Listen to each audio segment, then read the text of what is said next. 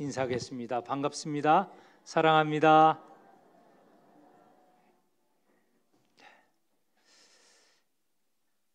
아침에 비가 잠깐 내렸어요. 봄비가 시작되었습니다. 봄비를 좋아하시는지 모르겠습니다. 봄비 이제 좋죠. 날씨가 따뜻해지고 봄비 내리면 농사도 지을 수 있고 좋습니다. 그런데 많이 내리지 않아서 더 좋습니다. 비 맞고 오시지 않고, 그래서 예배당에 들어올 때는 그래도 이렇게 비 맞지 않고 들어오시니 다행입니다. 오늘 드릴 말씀의 제목은 너희는 이렇게 기도하라 라는 제목을 가지고 말씀을 드리려고 하는데, 잘 아는 본문입니다. 그런데 여러분에게 조금 다르게 생각할 수 있도록 그렇게 안내하도록 하겠습니다. 오늘 이렇게 기도하라는 내용을 말씀을 드리면서 저는 우리 기도를 들어주시는 분 하나님 아버지에 대해서 초점을 두려고 합니다. 하나님을 아버지라고 이루고 있습니다. 아버지에 대한 생각이 좋아야 하나님 아버지에게 기도를 잘할 수 있습니다. 그런데 아버지에 대한 기억이 좋지 않는 분들은 하나님 아버지 이렇게 부르면서 기도하기가 쉽지가 않습니다. 상처가 많기 때문에 그렇죠. 어렸을 때, 젊었을 때 받은 상처가 크기 때문에 하나님을 아버지로 부르면서 기도하기가 쉽지는 않다는 겁니다. 그런데 저는 여기서 일단 아버지에 대한 기억이 좋은 것을 가정하고 말씀을 드리도록 하겠습니다. 저는 다행히도 저희 아버지가 제게 참 잘하셨습니다. 오래전에 돌아가셨지만 아버지란 이 글자 말만 하더라도 속에서 울컥하는 그런 것이 올라옵니다. 아버지를 보고 싶고 아버지와 대화하고 싶은 마음이 생긴다는 것이죠. 어저께 저희 어머니를 뵈러 저희 3남매 결혼한 상대편 다 함께 6명이 어머니를 뵈었습니다. 당연히 아버지가 떠올 수밖에 없죠. 어저께 가족이 모이면서 아버지를 떠올랐습니다. 마침 오늘 설교에 우리가 기도할 분은 하나님 아버지이기 때문에 더 이렇게 연관이 되어서 떠올랐는지 모르겠습니다. 제가 생각하는 아버지 참 다정하시고 늘 제가 어려울 때 함께 있었다는 그런 생각이 듭니다. 제가 공부를 좀 많이 했습니다. 대학교 때 그리고 역사 공부를 했고 대학원에 가서도 역사 공부를 했습니다. 대학원에서 하는 역사 공부는 너무 힘들었습니다. 밤을 샐 때가 한두 번이 아니었습니다. 밤을 꼬박꼬박 샐 때 어려운 책을 읽어나가면서 잘 이해가 안 되는데 이해하고 또 발표도 하고 논문도 써야 되는 그런 어려움이 있었습니다. 혼자 밤중에 공부하다 보면 정말 외로워요. 이걸 왜 하나 하는 생각도 듭니다. 그런데 그 새벽에 공부를 이제 어느 정도 정리하고 이렇게 나오면 아버지는 주무시지 않고 어떻게 진도가 잘 나가고 있느냐 이렇게 물어보시더라고요. 그때 아버지가 이 어려운 시간 한밤중에 함께 하셨다는 생각을 할 때 정말 고맙기도 하고 감사하기도 하고 가슴이 울컥거리기도 했습니다. 생각해보면 아버지는 어려울 때 늘 함께 계셨던 것 같아요. 제가 어려운 때 보면 아버지가 함께 계셨거나 또 격려하셨거나 또 좋은 말씀으로 인도하셨던 것을 기억합니다. 아버지가 80년 전두환 정권이 들어서면서 공무원에서 더 이상 하실 수 없고 쫓겨나셨어요. 그때 공무원을 많이 쫓아냈습니다. 갑자기 우리 집안이 어렵게 됐습니다. 그런데 그때 형은 또 졸업을 하게 되었어요. 형이 졸업을 할 때 우리나라가 그래도 취업하는 사람이 많기도 하지만 또 그 사람을 받을 기업들이 많았습니다. 형은 우리나라 굴지의 기업들에 다 취업을 할 수 있는 그런 자격이라고 뭐 특별한 게 아니고 다 뽑겠다고 연락이 왔습니다. 형이 취업을 해야 어려운 우리 가정 살림, 저도 공부하고 있었고 제 여동생도 막 대학에 이제 진학을 했기 때문에 집안을 꾸릴 수가 있었던 것이죠. 그런데 형은 취업을 하지 않고 부산에 있는 고려 고신대라고 신학대학원에 갔어요. 목사가 된다고 신학대학원에 갔습니다.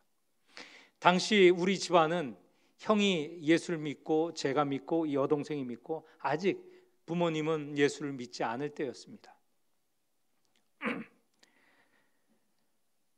그런데 형은 공부한다고 부산으로 내려간다고 그래서 신학교 면접을 보러 내려갔습니다.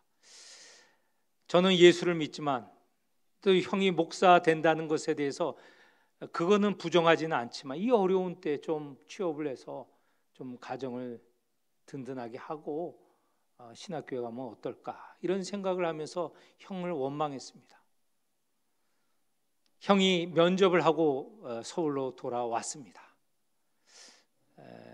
그때 뭐 우리는 아무것도 없었기 때문에 아버지는 등록금도 대줄 수 없고 그 다음에 입학금도 대줄 수 없었던 차 이제 형이 왔을 때 물어보았습니다. 그래 어떻게 면접은 잘 봤냐 그랬더니 형이 잘 봤다고 거기까지만 하면 되는데 형이 그 다음 답변이 참 걸작이었습니다. 우리는 입학금 등록금 대줄 수 없는데 어떻게 공부하려느냐 그렇게 물어보셨어요. 근데 형은 마침 잘 됐습니다 하고 답변한 게 이렇습니다. 신학교 교수님들도 물어보았다는 거예요. 앞으로 어떻게 공부하려느냐 했을 때 형의 답변은 육신의 아버지는 도와주실 수 없지만 하늘 아버지는 도와주실 수 있습니다. 이렇게 답변했다고 아버지에게 그 자리에서 이야기를 한 거예요. 저도 옆에서 같이 들었지만 형이 너무 철없어 보였어요. 어떻게 저렇게 답변할 수 있을까? 아버지가 화를 낼 줄 알았어요. 내가 지금까지 너를 키웠는데 이 어려운 때 너를 그래도 신학교 간다고 인정을 했는데 와서 말하는 것이 이것뿐이 안 되는가 이렇게 말하실 줄 알았어요. 그런데 아버지는 그런 말씀을 안 하셨습니다. 아버지의 마음속에는 이 지금 상황이 어렵고 가정이 어렵지만 자기가 하고 싶은 것을 해야지. 큰아들의 가는 길을 아버지는 인정하셨고 응원하셨던 거예요. 믿지 않았지만 그 신학교 가는 걸 어떻게 이해를 다 하실 수 있겠어요? 그렇지만 그거보다 더 중요한 것은 아들이 가는 길 그것을 인정하신 것이에요. 그래 네가 가는 길 잘 가라고 이렇게 인정을 하신 것이죠. 그러고 보면 아버지는 늘 당신 입장이기보다는 아들의 입장, 자식의 입장을 생각하신 거예요. 그 아들이 자식이 잘 되기를 원하신 것이죠. 그래서 당신이 어려운 점은 감수할 수 있는 것이죠. 저와 제 형의 경험을 본다면 아버지는 아들이 잘 되기를, 그것이 더 먼저였고, 또 늘 어려울 때 함께 계시고 격려하시고 그 말씀으로 힘을 주셨던 걸 기억합니다. 오늘 이 자리에 저와 같은 그런 경험이 없는 분들도 있을 수 있습니다. 아버지만 생각하면 오히려 원망스럽고, 차라리 이 부모 밑에서 나지 않고 다른 부모에서 났다면, 그런 것을 생각하는 분들도 있을지 모르겠어요. 그래서 하나님 아버지 그러면 기도하고 싶은 마음이 없을 수 있는 분도 있을 것입니다. 과거에 우리 아버지들 자식에게 잘했습니까? 마음속에 비록 사랑하고 이해하는 면이 있지만 겉으로 드러난 걸 보면 그냥 원수 대하듯이 그렇게 아버지들이 자식을 대하고, 그거에 따라서 자식도 부모를, 아버지를 그렇게 좋게 생각하지 않는 사람들이 많이 있었습니다. 그런 분들에게는 제가 권유합니다. 누가복음 15장 돌아온 탕자 이야기 있지 않습니까? 거기서 하나님 아버지의 그 사랑, 그 인내를 생각하면서 아버지에 대한 생각, 하나님 아버지에 대한 생각을 이해하고 믿기 바랍니다. 거기에서 아버지는 어떠했습니까? 탕자, 배은망덕한 아들, 아버지가 살아있는 대로 재산을 다 달라고 하고 그걸 갖고 외국에 나가서 허랑방탕하여 다 소비한 아들, 그리고는 거의 거지가 돼서 온 아들, 그 아들이 마을에 들어설 때 아버지는 어떻게 하였습니까? 아버지는 그 아들이 돌아오기를 계속 기다리셨던 거예요. 다른 사람은 보지 못했는데 아들이 돌아오자 먼 거리에 있는 돌아오는 아들을 보시고 아버지는 쫓아 달려나가셨습니다. 그리고 그 아들, 정말 거지와 같이 모든 것이 허름하고 냄새나는 그 아들을 품어 안으시고, 그리고 그 아들은 면목이 없어서 아들로 대우받기도 원하지 않고 그냥 종으로 삼아 주시기를 원하는데 아버지는 그렇지 않죠. 이전 나갈 때 아들, 그 아들로 여기시고 받아들이신 것 아닙니까? 하나님 아버지는 그렇다는 거예요. 당신의 모든 아들을 눈여겨보시고 각각 매일 보시고 그 아들이 잘 되기를 원하시고, 잘못된 아들 돌아오면 언제든지 그 넓은 품으로 받아주시는 그런 하나님 아버지라는 것이죠. 이런 아버지, 우리를 늘 돌아보시면서 살피시면서 우리와 함께 하시면서 우리를 정말 보호하시고 좋은 것으로 주시려는 그런 하나님 아버지를 생각하면서 오늘 본문을 대하여야 하겠습니다. 세 가지 내용이 있습니다. 하나는 우리가 잘 아는 대로 주기도문에 관련된 것입니다. 마태복음의 주기도문, 우리가 늘 매일마다 기도하는 내용의 주기도문이 있고, 그와 같은 내용의 주기도문이 지금 우리가 읽은 본문 가운데 있습니다. 그리고 세 번째는 또 다른 이야기가 있는데, 그 세 가지 본문 전체에서 공통으로 관심 가져야 될 내용은 아버지라는 것입니다. 먼저 첫 번째 내용 중에 예수님의 제자들이 예수님께 찾아와서 우리에게도 기도를 가르쳐 달라 하였습니다. 세례 요한의 제자들이 세례 요한에게 기도를 가르쳐 달라고 하여서 그 기도로 기도하였던 것 같습니다.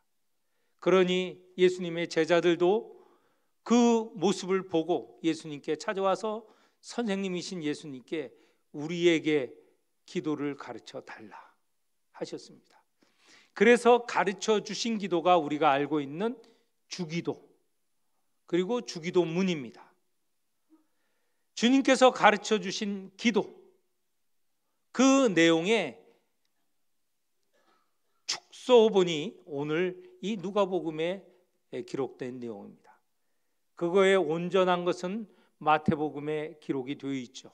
그리고 우리가 매일 기도하는 내용입니다. 근데 그거보다 조금 축소된 내용, 그래서 어쩌면 가장 중요한 내용일 수 있습니다. 이런 내용으로 기도하라는 것입니다. 하나님께 대해, 그리고 우리 자신에 대해 기도할 내용을 가르쳐 주신 것이죠. 5가지 내용이 있는데 그 5가지 내용에 앞서서 우리가 기도를 누구에게 하느냐? 누구에게 한다고 그랬죠? 여기에 아버지에게 한다는 겁니다. 마태복음에는 하늘에 계신 아버지에게 기도를 하라고 가르쳐 주셨습니다. 그런데 이 누가복음에는 그것도 더 축소하여서 그냥 아버지라고 부르고 있습니다. 아버지에게 기도하라는 것이에요. 다른 종교에서는 하나님을 아버지로 부르는 경우가 없습니다. 오늘 우리가 믿는 이 믿음에서는 하나님을 아버지로 부릅니다. 아버지로 부르는 이유는 하나님이라고 하면 멀리 떨어져 있고 우리와 차원이 다르고 우리가 감히 생각할 수 없는 존재로만 여기는데, 여기서 가르쳐 주는 대로 아버지라고 하는 것은 그 하나님이 가깝게 계신, 내 옆에 계시고 늘 함께 계시는 분으로 우리가 믿을 수 있다는 것이죠. 아버지라고 부르라고 하십니다. 이 아버지를 향하여서 5가지 기도를 합니다. 먼저는 이름이 거룩히 여김을 받으시오며, 아버지의 이름이 거룩히 여김을 받기를 원하는 기도를 하여야 한다는 것인데, 우리는 하나님의 이름이 거룩히 여김을 받으시오며 라고 기도를 하고는 하나님께서 알아서 그 이름이 거룩히 여김을, 아버지의 이름이 거룩히 여김을 받으시겠지, 이렇게 생각할 수 있습니다. 그런데 주기도의 모든 내용은 하나님께 기도하는 우리가 이 기도문 전체에 다 관여를 해야 된다는 것입니다. 아버지의 이름이 거룩하게 되는데 하나님 스스로 그 이름이 거룩하게 하실 수 있지만 우리를 통하여, 우리의 기도를 통하여 거룩히 여김을 받으신다는 것이죠. 하나님이 거룩하신 것처럼 너희도 거룩하라고 하였습니다. 우리로 거룩하라고 하기를 원하세요. 세상 사람과 구분되는, 세상 사람의 삶과 구분되는 하나님의 뜻과 하나님의 말씀에 가깝게 그 말씀을 이루어가는 그런 삶, 거룩한 삶을 살아야 된다는 것을, 그렇게 살아갈 때 하나님의 이름이 거룩하여 진다는 것을 가르쳐 주시는 것입니다. 그동안 우리는 하나님의 이름이 거룩하게 여김을 받게 해달라고 기도만 했지, 어떻게 하여야 하나님의 이름이 거룩한지 우리가 잊고 지냈습니다. 우리의 삶을 통하여서 하나님의 이름이 거룩하여 지는 것이죠. 2번째, 나라가 임하시오며, 아버지의 나라가 이 땅에 임하고 있습니다. 이 땅 가운데 있습니다. 우리는 그 나라의 백성이기도 하고요, 하나님이 아버지라고 한다면 그 나라의, 하나님 아버지의 나라에 우리는 상속자입니다. 자녀로서 상속자입니다. 그래서 이 기도에도 단지 입으로 기도하는 것만이 아니라 하나님 아버지가 주인이신 나라의 상속자인 자녀로서 살아가야 됨을 우리에게 가르쳐 주시는 면도 있다는 겁니다. 주기도문을 통하여서 이 나라의 상속자인 이 우리 자녀들, 나는 아들이고 또 다른 분은 딸이고, 이렇게 하여서 이 나라의 자녀답게 살아가야 함을 가르쳐 주고 있다는 것입니다. 세 번째, 우리에게 날마다 일용할 양식을 주시옵고 아버지의 관심, 자녀가 잘 살 수 있기를 늘 살피시는 것이죠. 예전에 예수님이 이 기도를 가르쳐 주실 때 먹는 사람보다 굶는 사람이 더 많은 시기였습니다. 대부분의 사람들이 먹지 못하여서 굶주림으로 지내던 시대였습니다. 그래서 일용할 양식이 늘 필요했던 시기이죠. 그런 시기에 이 기도를 가르쳐 주셨다는 것은 아버지이신 하나님께서 자녀인 우리가 하루하루 먹고 생명을 유지하기를 기다리고 관심을 갖고 계신다는 것을 말씀하고 있습니다. 네 번째, 우리가 우리에게 죄 지은 사람을 용서하오니 우리 죄도 사하여 주시옵고. 자녀들 간에 있는 가장 큰 문제는 용서를 못하는 거예요. 우리가 한번 생각해 보십시오. 가정마다 다 화목할 수는 없어요. 명절이 되어서 모이면 싸우고 돌아가는 경우가 종종 있습니다. 모이면 싸워요. 그래서 차라리 안 만나는 게 더 낫다라고 하는 가정도 있지 않습니까? 아버지이신 하나님은 자녀인 이 우리 모두가 화목하기를 원하세요. 서로 다투고 싸우고 그래야 해서 서로 남처럼 살아가기를 원하시는 게 아니에요. 서로 화해하고 용서하며 그래서 서로 사랑하며 살아가기를 원하시는 것이죠. 마지막에 우리를 시험에 들게 하지 마시옵고. 우리 부모 생각해 보세요. 자녀가 나가면 사고 당하지 않게, 무슨 사업을 하면 사업이 어렵지 않도록, 무슨 어떤 사람과 계약을 맺으면 계약이 잘못되지 않게, 또 어떤 일을 하다가 실수하지 않게, 어떤 일을 하다가 그 자녀가 잘못하는 일이 없도록 늘 전전긍긍하지 않습니까? 그런 것처럼 하나님 아버지는 우리 자녀들이 시험에 드는 것을 걱정을 하시는 거예요. 그래서 가르쳐 주신 기도입니다. 시험에 들지 않도록. 그래서 온전히 평안하게 살아가도록 그렇게 바라시는 것이죠. 이렇게 생각하면요, 이 주기도문 안에는 중요한 것들이 있어요. 가장 중요한 것은 하나님이 아버지라는 사실이 가장 중요하고, 우리가 기도해야 될 내용, 기도뿐만 아니라 그 기도를 통하여 살아갈 내용이 뭐냐? 하나님의 이름이 거룩하게 되는데 우리도 그렇게 힘써야 되고, 하나님 나라가 이 땅에 임하는데 우리 자녀로서 그 나라가 임하는 확장되는 일에 일하기를 원하시고, 일용할 양식을 채워주시기를, 그것을 우리가 중요하게 생각하고 우리만이 아니라 다른 자식, 배고픈 자식 또 배를 채우기를 원하신다는 거예요. 그리고 서로 갈등하지 말고 용서하고 그리고 시험에 들지 않도록, 이 5가지가 우리 주님께서 너희들이 가장 이루어야 될 내용이라고 생각하고 가르쳐 주시고 그렇게 살아갈 수 있도록 기도하라는 것이죠. 그리고 그렇게 살라는 것입니다.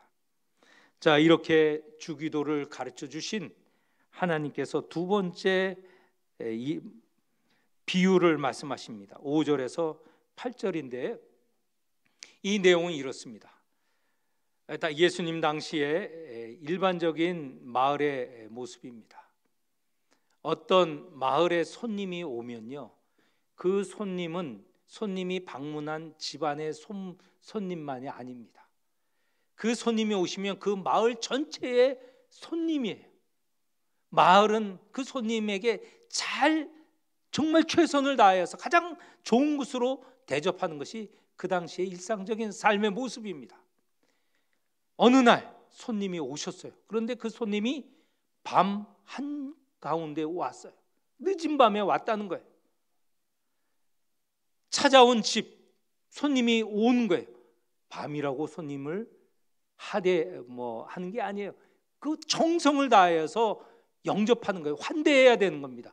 그런데 그 집에서 보니 빵이 없어요. 드릴 음식이 없는 것이죠.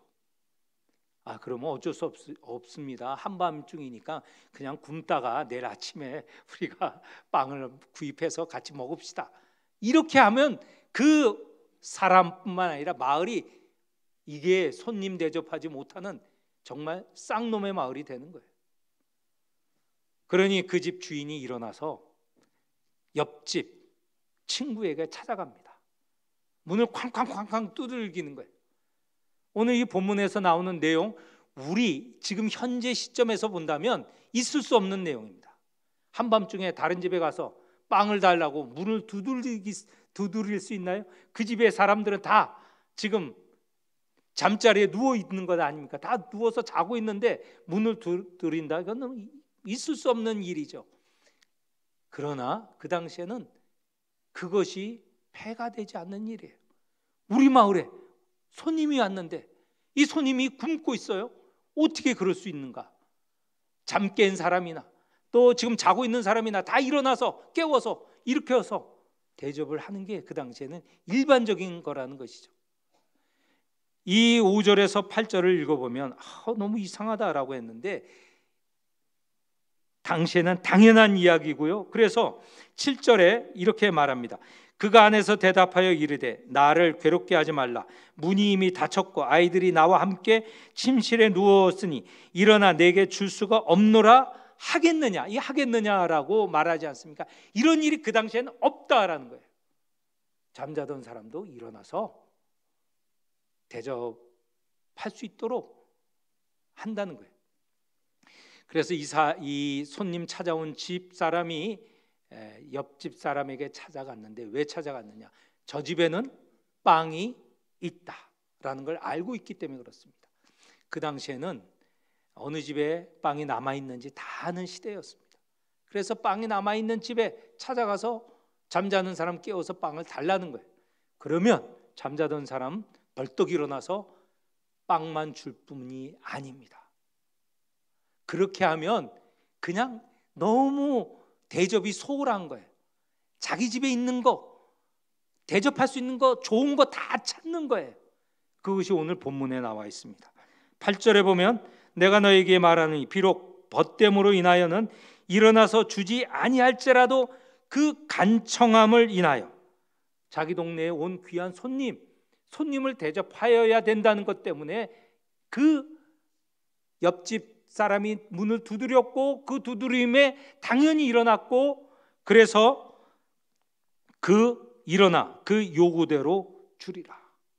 요구하는 대로 다 챙겨서 대접할 수 있도록 드린다는 겁니다. 이건 뭘 말하느냐? 아버지는요. 자식이 언제 찾아올지라도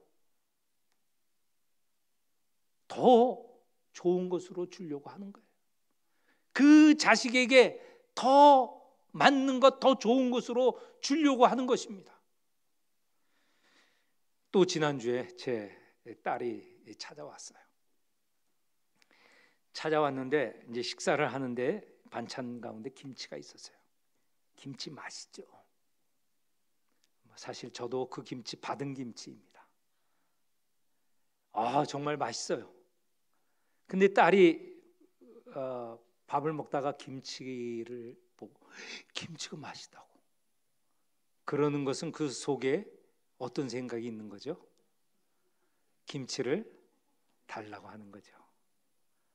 또 부모인 저는 그걸 잘 알아차리죠. 그래서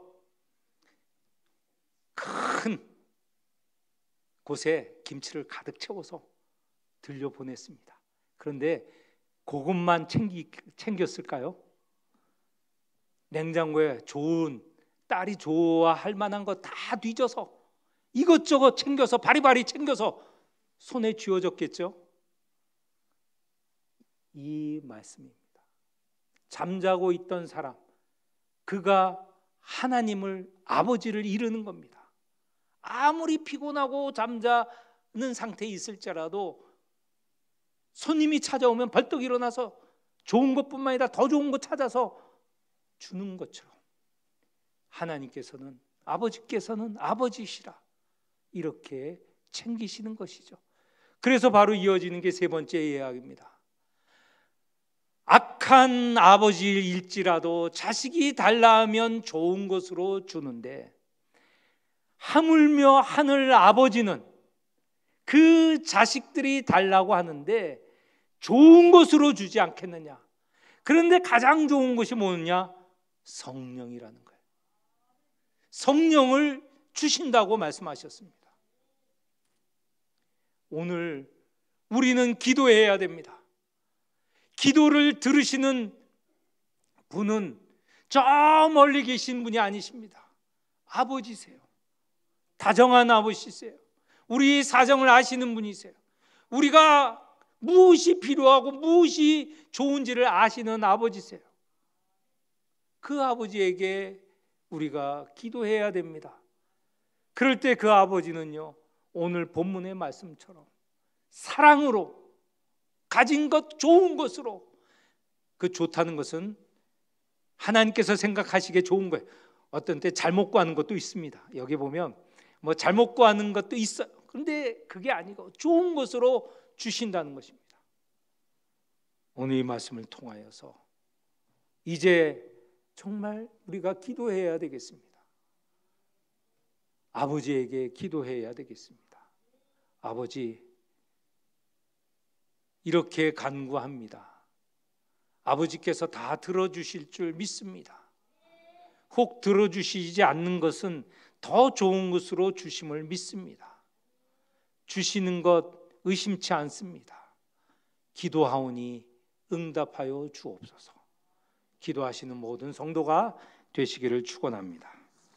하나님 아버지, 이 시간 아버지이신 하나님께 기도합니다. 하나님께서 저희의 기도를 들으시고 자식의 기도를 들으시고 좋은 것으로 풍족히 채워주심을 믿고 기도하오니 하나님 들어 응답하여 주옵소서. 예수님 이름으로 기도합니다.